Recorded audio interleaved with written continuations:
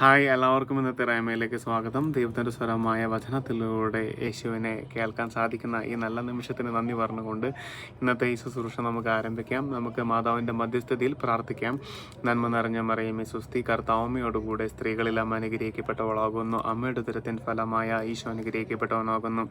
പരിശുദ്ധ മറിയമേ തമ്പുരാൻ്റെ അമ്മേ, പാപികളായ ഞങ്ങൾക്ക് വേണ്ടി ഇപ്പോഴും ഞങ്ങളുടെ മരണസമയത്തും തമ്പുരാനോട് അപേക്ഷിച്ചുകൊള്ളണമേ. ആമേൻ. അപ്പം നമുക്ക് ഇന്നത്തെ വചനം കണ്ടെത്താം. നമ്മൾ വചനം കണ്ടെത്തുന്നത് ഈ ഒരു ബൈബിളിൽ നിന്നാണ്. ഇത് ഇംഗ്ലീഷിലുള്ള പോക്കറ്റ് എഡിഷൻ ബൈബിളാണ്. സുഭാഷിതങ്ങളും സങ്കീർത്തനങ്ങളും പുതിയ നിയമം മുഴുവനുള്ള ചെറിയൊരു ബൈബിള്. ഇത്രയും ഭാഗത്താണ് നമ്മൾ വചനം കണ്ടെത്തുന്നത്. കണ്ടെത്തിയ വചനം നമ്മൾ മലയാളത്തിൽ തന്നെയാണ് വായിക്കുന്നത്. മലയാളത്തിലുള്ള POCയുടെ മൊബൈൽ ബൈബിൾ ആപ്ലിക്കേഷൻ വഴിയാണ് നമ്മൾ വായിക്കുന്നത്. അപ്പം നമുക്ക് ഇന്നത്തെ വചനം കണ്ടെത്താം. നമ്മൾ റാൻഡമായിട്ടാണ് വചനം എടുക്കുന്നത്. അപ്പോൾ ഇന്ന് ഈ ഭാഗത്തു നിന്നാണ് നമ്മൾ വചനം എടുക്കുന്നത്. മാർക്കോസ് എഴുതിയ സുവിശേഷത്തിൻ്റെ 5-ാം അധ്യായത്തിൻ്റെ 39-ാമത്തെ വാക്യം. മാർക്കോസ് 5:39. അകത്ത് പ്രവേശിച്ച് അവൻ അവരോട് പറഞ്ഞു, എന്തിനാണ് നിങ്ങൾ ബഹളം വയ്ക്കുകയും വിലപിക്കുകയും ചെയ്യുന്നത്? കുട്ടി മരിച്ചിട്ടില്ല, ഉറങ്ങുകയാണ്.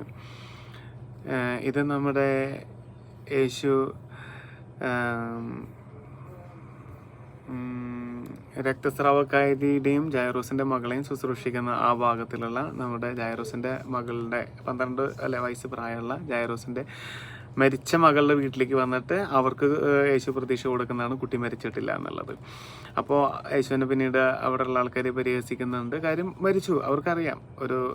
ഒരു മനുഷ്യജീവൻ മരിച്ചു പോയോ ഇല്ല എന്നുള്ളതൊക്കെ അവർക്ക് അറിയാനുള്ള ബോധ്യമുണ്ട്. പക്ഷേ യേശു പറഞ്ഞത് കുട്ടി മരിച്ചിട്ടില്ല എന്നുള്ളതാണ്.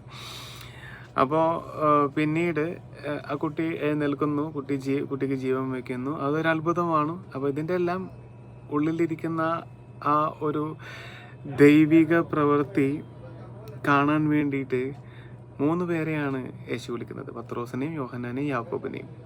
അപ്പോൾ നമ്മളിതിൻ്റെ മറ്റു പല ഘട്ടങ്ങളും കാര്യങ്ങളൊക്കെ നമുക്ക് മനസ്സിലാവും. പിന്നെ ഈ ജൈറോസിൻ്റെ ഭാര്യേനെയും അല്ലേ. അപ്പോൾ ഇത്ര പേരാണ് സാക്ഷികൾ.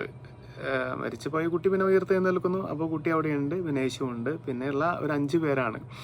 അപ്പോൾ മാതാപിതാക്കൾ സ്വാഭാവികമായിട്ട് അവിടെ വേണം എന്ന് ദൈവഹിതമാണ്. പിന്നെ ഈ 12 പേരിൽ യേശു തിരഞ്ഞെടുത്ത 3 പേരാണ്. അപ്പോൾ എന്തുകൊണ്ട് ഇത്തരം കാര്യങ്ങളെ കാണാൻ ബാക്കി 9 പേര് ബാക്കിയുണ്ടല്ലോ, അവരെന്തുകൊണ്ട് യേശു ആ മുറിയിലേക്ക് പ്രവേശിപ്പിച്ചില്ല എന്നുള്ളത് ഓരോ ആത്മീയ വളർച്ചയുണ്ട്. നമ്മുടെ കൂട്ടത്തിലുള്ളവർ ദൈവവേലയ്ക്ക് അല്ലെങ്കിൽ ഓരോ തരത്തിലെ അത്ഭുതങ്ങൾക്ക് ഒക്കെ തിരഞ്ഞെടുക്കുമ്പോൾ നമ്മൾ മനസ്സിലാക്കണം, നമുക്കെല്ലാവർക്കും അതിന് അർഹതയുണ്ട്. പക്ഷേ നമുക്ക് വേണ്ടത് ആത്മീയ വളർച്ചയാണ്. ദൈവം നമ്മളെ ആ ആത്മീയ വളർച്ചയിലേക്ക് ഉയർത്തട്ടെ. ആമേൻ.